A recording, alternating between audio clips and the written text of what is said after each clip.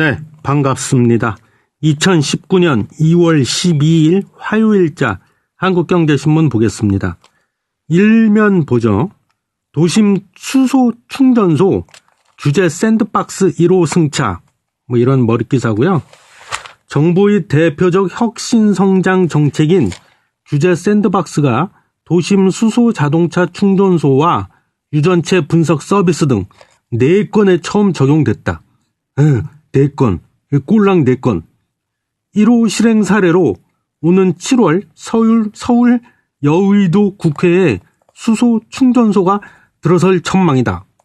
산업통상자원부는 11일 서울 남대문로 대한상공회의소에서 제1회 산업융합규제특례 심의위원회를 열어 기업들이 신청한 규제 샌드박스를 심의 의결했다. 네, 기사 내용은 여기까지만 보겠습니다. 네, 규제 샌드박스 얘기가 나왔는데요. 일단 규제 샌드박스가 뭘까요? 요거는 신제품 또는 어떤 새로운 서비스를 출시할 때 그 일정 기간 동안에 기존에 있는 규제를 면제해주는 제도라고 보시면 됩니다. 네, 내용은 별로 어려운 게 없어요. 그래서 이번에 제1호, 신호탄이라고 봐야겠죠. 제1호로 요 규제 샌드박스를 적용하는 4가지 분야를 선정을 했답니다. 예. 그래서 이제 좀 살펴보면 첫 번째, 국회를 위시해 갖고 그 서울 도심지 5곳에다가 수소 충전소 설치하는 것을 허용을 했대요. 근데 이거는 현대자동차에서 이번에 신청을 했어요. 근데 그동안은 그럼 왜 이게 설치가 안 되었던 거죠? 예, 그거는 늘 그렇듯이 법 때문에 그래요. 예, 어떤 법? 예를 들어서 국회에다 이런 수소 충전소를 설치하려면은 국유재산법 또 몇 가지 그 관련 법에 따라서 공익사업에만 이 땅을 즉 빌려줘야 되는데 그동안은 이런 법 때문에 그 수소 충전소를 설치를 못했던 거죠. 근데 이번에 규제 샌드박스를 적용해서 이거를 허용한다 이거죠. 그리고 이제 두 번째 분야가 그 소비자 직접 의뢰 유전자 검사 항목 요것도 이제 확대한다. 그래서 요거는 이제 DTC라고 그러는데요. 그래서 그 기존에는 그런 진단해주는 민간 업체에서 유전자 검사를 받을 수 있는 그 항목이요.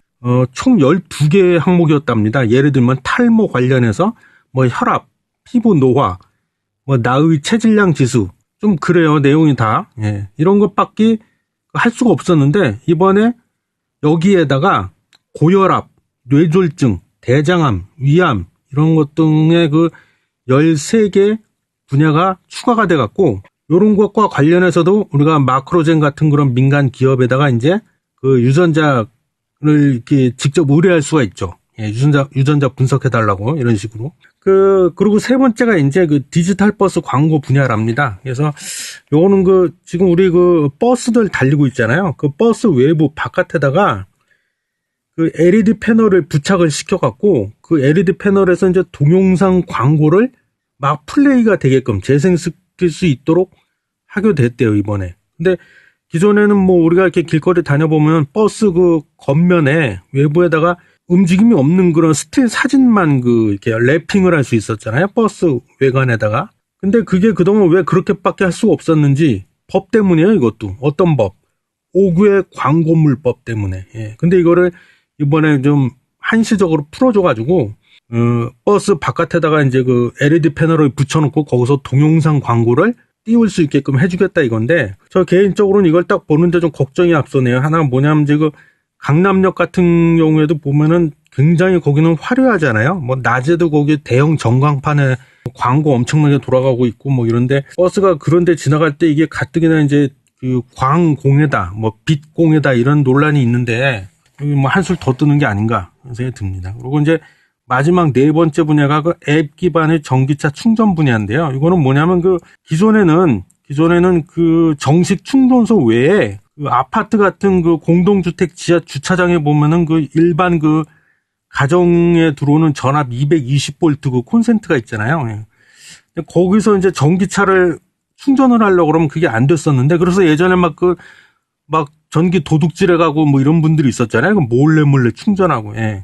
그랬었는데 요번에 그 차지인이라는 그 기업이 있어요. 주식회사 차지인. 여기서 뭔가를 개발했는데 그게 뭐냐면 이제 앱 기반 과금형 콘센트를 개발을 했답니다. 그래서 이거를 요거를 이용해서 전기차를 충전하면은 자기가 그 전기차 충전하면서 전기 요금이 나올 거 아니에요. 전기를 쓴 만큼 요금이 나와갖고 그게 이제 과금이 되는 거죠. 그래서 공영 전기 요금은 쉽게 납부가 가능하답니다. 가능하게. 이렇게 좀, 그래서 일단은, 1차적으로 이렇게 정부에서 총 이와 같이 4개 분야에 대해서 규제 샌드박스를 처음으로 좀 적용을 했대요. 예. 그래서 이제 제가 이 기사를 보면서, 뭐, 굳이 뭐 총평 아닌 총평을 좀 간단히 하자면, 일단 첫 번째는 이제, 우리 아이가 달라졌어요. 뭐, 문재인 정부가 좀 달라졌어요. 뭐 이런 생각이 드는데, 달라지긴 달라졌는데, 제가 보기에는, 조금 더 달라져야 되지 않을까. 그럼 왜 그러냐면, 아쉬운 점이 좀 있어요. 이번에 이걸 보면서. 뭐냐면, 이번에 적용한 규제 샌드박스가 좀 한시적이라는 거죠. 시한부다. 예. 그래서 예를 들면은, 뭐 이번에 그 도심 내 수소 충전소 설치 허용권 같은 경우를 보면은 아까 그 국회를 포함해서 도심지 5군데에다 설치가 가능하게끔 해준다고 그랬잖아요. 근데 이게 그 규제를 면제시켜주는 기간이 딱 2년이에요. 2년이고 만기가 돼도 이제 계속 운영할 수 있을지는 미지수다. 왜 그러냐면 이제 만기 때 또 연장 신청을 해갖고 또 심의를 다시 받아야 되기 때문에 그렇다. 그죠? 그래서 제가 뭐 이 대안을 좀 제시해 본다면 이런 규제 샌드박스, 한시적인 이 시한부라고 할 수 있는 이런 규제 샌드박스보다는 좀 그 일부만 금지시키고 나머지는 모두 허용하는 일명 네거티브 규제라고 하잖아요. 그래서 이런 거를 실행하는 게 더 낫지 않겠냐. 좀 개인적으로 그런 생각을 해봅니다. 이어서 국제면으로 가보겠습니다. 예, 오랜만이죠. 국제면. 예. 라가르드 번개 한 방이면 폭풍 시작. 글로벌 4대 먹구름 경고. 뭐 이런 헤드라인입니다. 예. 크리스틴 라가르드 국제통화기금 총재가 예상했던 것보다 세계 경제가 느리게 성장하고 있다며 각국 정부는 경제적인 스톰, 폭풍 가능성에 대비해야 한다고 경고했다. 네.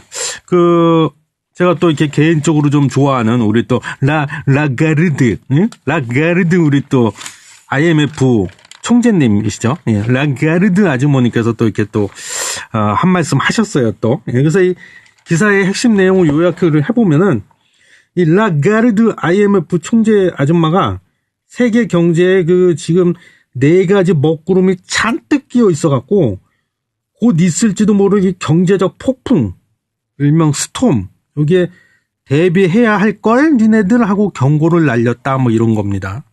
그래서 이 아줌마가 4가지 먹구름이라고 꼽은 게 뭔가 하고 좀 하나하나 봤더니요. 첫 번째는 이제 무역 전쟁을 얘기하고 있습니다. 세계 1위, 2위를 다투는 경제 대국이죠. 어디하고 어디죠?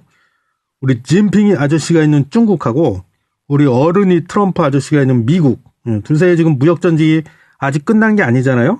예. 그래서 만약에 계속 이런 합의점을 찾지 못하고 계속 이렇게 서로 관세 폭탄을 막 주고받는 이 무역 전쟁으로 치달을 수도 있다. 그래서 만약에 그렇게 된다면 악순환에 빠질 것이다. 세계 경제는. 어떤 악순환? 물건이 안 팔려 서로, 그죠? 그러니까 서로 이제 수입품의 가격이 올라가잖아요. 관세를 서로 상대국 수출품에다 관세를 때려버리니까. 그러다 보니까 이제 교역량이 감소하게 되는 거죠. 세계적인 교역량이. 그러다 보면 또 세계 경제 성장이 위축이 된다. 그럼 성장률은 떨어지겠죠, 당연히. 그래서 이런 악순환이 계속될 것이다. 그래서 IMF는 지난달에 이런 것들 때문에 발표를 하나 했는데 그게 뭐냐면 올해 2019년도에 세계 경제 성장률이 3.7% 정도 예상합니다. 이랬다가 이거를 또 낮췄습니다. 그래서 3.5%로 하향 조정시켜놨다. 그리고 두 번째 먹구름은요, 금융 긴축을 말하고 있습니다. 이 라가르드가. 예, 금융 긴축. 그래서 대표적인 게 미 연준에서 금리를 이제 계속 올릴 것이다. 근데 한 가지 좀, 지난 1월 달에 미 연준에서 FOMC 회의가 있었잖아요. 근데 그때 뜻밖에도 기준금리를 동결을 시켰어요. 예, 그리고 앞으로 금리 인상에 인내심을 갖겠다. 이렇게 또 우리 또 제롬 파월 미 연준 의장 아저씨가 또 씨부르셨어요. 예. 그래서 뭐 한쪽에선 그래요. 일각에서는 올해는 아마 금리 인상이 어쩌면 단 한 번도 없을 수도 있다. 예. 뭐 이렇게 예상하는 분들도 있고 하는데 글쎄 그건 또 지켜봐야겠죠. 근데 일단 라가르드 총재 말로는 그런 쪽으로 보는 것 같지는 않아요. 올해도 뭐 계속 그 미연준에서 금리 인상이 있을 것 같고, 그럼 다른 나라에서도 아마 다른 나라 중앙은행에서도 특히 신흥국 중앙시장에서, 아니 중앙은행에서 어쩔 수 없이 금리를 따라 올릴 수밖에 없고, 그러면 이게 쇼크가 될 것이다, 그 나라에. 뭐 이렇게 보고 있는 것 같아요. 이 라가르드 이분의 그 개인적인 견해로는. 근데 모르겠습니다. 이건 지켜봐야겠죠. 뭐 미연준이 어떻게 나올지. 근데 제가 보기에는 지금 인도라든가 이런 뭐 몇몇 그 흔히 신흥국이라고 불릴 만한 그런 그 나라들의 중앙은행에서 별로 동조를 안 하고 있는 것 같아요. 그래서 올해는 뭐 금리 웬만해서는 올릴 생각이 없는 것 같다는 느낌을 받았거든요, 제가. 그래서 이거는 모르겠습니다. 이거는 제 개인적인 생각으로는 우리 라가르드 아주머니의 의견에 제가 100% 동의는 못하겠고요. 금융 긴축 요 먹구름에 대해서는 이건 좀 지켜봐야겠죠. 그리고 이제 세 번째 제시한 이 먹구름이 영국의 그렇죠. 이건 뭐 저도 동의합니다. 노딜 브렉시트 위험. 예. 만약에 뭐 3월 29일인가가 그때가 예정일로 돼 있죠. 그래서 얼마 전에 메이 총리가 이제 다급해져 가지고 그 합의안을 다시 좀 만들어 갖고 우리 재협상을 하자고 EU 집행위원장이죠. 우리 융커, 장 융커 아저씨께 또 이렇게 또 그냥 이렇게 윙크를 날리면서 이제 메이 총리님께서 이렇게 하면서 애교를 부리셨는데 이제 융커 아저씨가 이제 눈 하나 깜짝 안 하면서 꺼져 이렇게 됐다는. 예. 그래서 뭐 재협상이란 없어 뭐 이렇게 갖고 이제 우리 메이 총리 아주머니가 이제 실컷했다는. 예? 그래서 이거는 지켜봐야겠지만 만약에요, 그래 어디서 이렇게 통계를 냈는데 만약에 진짜로 이제 노딜 브렉시트가 일어나 버리면 그 자동차 분야 등을 중심으로 해갖고 독일 내에서만 10만 개 일자리가 아마 날아갈 거다 10만 개 일자리가 뭐 이런 얘기가 지금 나오고 있고요. 어떤 좀 혼란스럽습니다. 심지어 그 영국의 대표 기업 뭐 다이슨 있잖아요, 다이슨 무선 청소기 만들었던 다이슨. 이 다이슨마저도 이제 본사를 아마 싱가포르라고 그랬던 것 같은데, 뭐 싱가포르인가 어디 해외로 옮겨버리겠다 이렇게 우리 옮겨버릴 거야 이렇게 으름장을 놓고 있죠. 그래서 이게 아마 적잖이 충격이 가해지고 또 미국은 그러면 뭐 안전하냐? 미국에도 아마 적잖은 타격이 갈 거다 경제적으로 이런 얘기들이 많이 오고 가고 있습니다. 지금 영국의 노딜 브렉시트 건 이게 아직 그 불확실성이 해소가 안 됐잖아요. 그래서 이게 이제 세 번째 먹구름이다 이렇게 꼽은 거고. 마지막으로 네 번째 먹구름이라고 꽂은 게 이제 중국의 경제 성장률 둔화를 얘기하고 있습니다, 지금. 그래서 지금 중국은 지금 정신이 없죠. 예, 미국과의 또 무역전쟁 막 지금 이게 끝난 게 아니라고 그랬잖아요. 근데 거기다가 설상가상으로다가 중국 내수 경기까지도 지금 안 좋아지고 있습니다, 점점. 예, 그래서 이제 차이나 리스크라고 그래갖고 예를 들자면 얼마 전에 왜 미국 애플에서 작년 4분기 중국 판매 그 실적 추정치를 대폭 하향 조정했잖아요. 그래서 주가가 급락을 하고 뭐 그런 일도 있었지만 뭐 애플뿐이겠습니까 지금? 그다음에 뭐 말 나오는 기업이 또 미국의 스타벅스 얘기도 많이 나오고 있고 지금 줄줄이 이제 실적들 다 쇼크 날 거다 뭐 이렇게 얘기하고 있는데 저도 같은 생각입니다. 예, 그래서 중국에 그 여기 보니까는요 그 지표가 나와 있는데 하락하는 중국 경제 성장률 그래가지고 2016년도에 6.7%였다가 작년 2018년도에 6.6%. 뭐 어디선 그래 올해는 뭐 6.2%라도 성장을 이루면 그나마 잘한 것이다. 뭐 이런 얘기까지 나올 정도고요. 그다음에 뭐 여기 중국 경기 둔화가 갖고 성장률에 미치는 영향 뭐 이렇게 또 나와 있는데 뭐 싱가포르, 말레이시아, 인도네시아, 뭐 일본, 한국 이 중국 경제 성장률이 1%포인트 하락할 때마다 이런 나라들이 1%에서 적게는 0.3% 정도 성장률이 동반 하락할 거다. 뭐 이런 또 내용의 기사가 나와 있네요. 예, 아무튼 예, 좀 씁쓸합니다. 그래서 우리 또 라가르드 아주머니께서 또 이렇게 또 한 말씀 멋지게 날리셨네요. 예, 그래서 오늘 그 한국경제신문 털기는 여기서 마치도록 하겠습니다.